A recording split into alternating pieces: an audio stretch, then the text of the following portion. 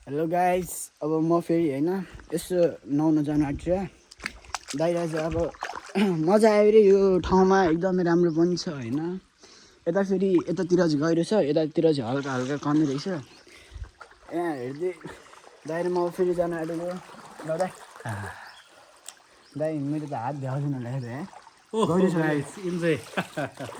कस्तो मजा आइरहेको छ धेरै पछि आएको। ओ माय गॉड, कति इन्जोय छ। पानी पनि फेरि त्यस्तै चिसो छ कि ओ बेबी डोलम बस बेबी। ओ बेबी यतिको चाहिँ भाइ हुनुपर्छ है। हुन्छ गाइस, फेरि तल गइरहेको छु। अम्मामा यति आइसक्यो यार। अरे अरे डुबायो अचु दाइ तर मस्त डुबाउँछ। हेर्नु नि अम्मु अम्मु डुबायो, मलाई डुबायो डुबायो। ल दाइ भिडियो पकाउनु त, म यता गएर आउँछु है। देखाउनु ल।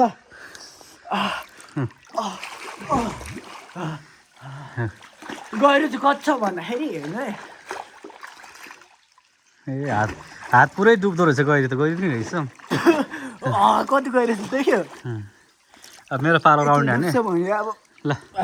अब गाइस, अब मेरो पालो राउन्ड हाने। म चाहिँ अब राउन्ड हान्न रहेछु ल है। ल यतातिर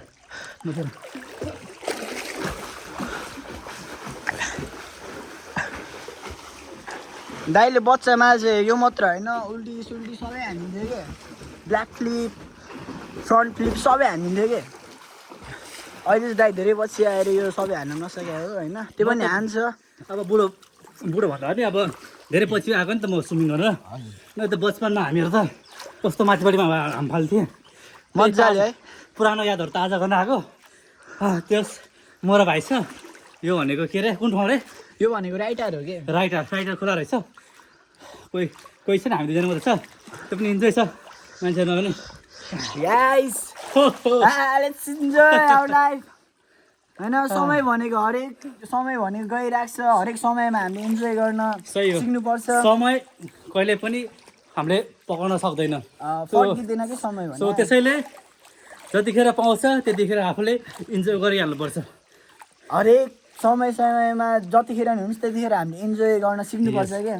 एक्ज्याक्टली। हाम्रो कन्डिसन जस्तो पनि भओस् न, तर हामी रमाउनु पर्यो क्या। त्यति भयो जिन्दगीमा के चाहिएर होइन। दाइ यस्तो राउन्ड घुम है म पनि अब ल पढ्नु त ल।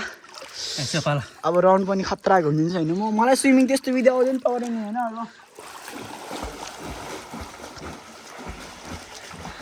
ल हाम्रो भाइले गर्दैछ होइन। अब हामी भनेको गाउँले मान्छे होइन। यस्तो चिजहरू भनेको त हामीहरू बचपनादेखि नै गरेर आएको हुन्छ। किनकि हाम्रो अब एरियातिर त यस्तोहरू सानोतिनो खोलानाला त धेरै हुन्छ नि त।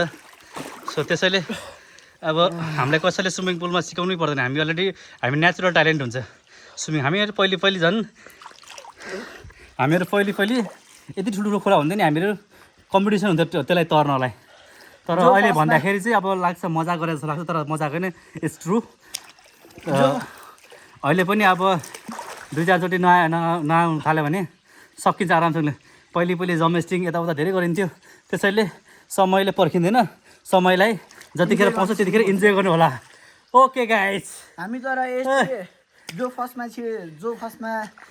त्यो उहाँसम्म जसले फर्स्टमा छुन्छ त्यसलाई चाहिँ उयो गर्ने उसले के भन्छ अरे, के भन्छ दाइ त्यसलाई?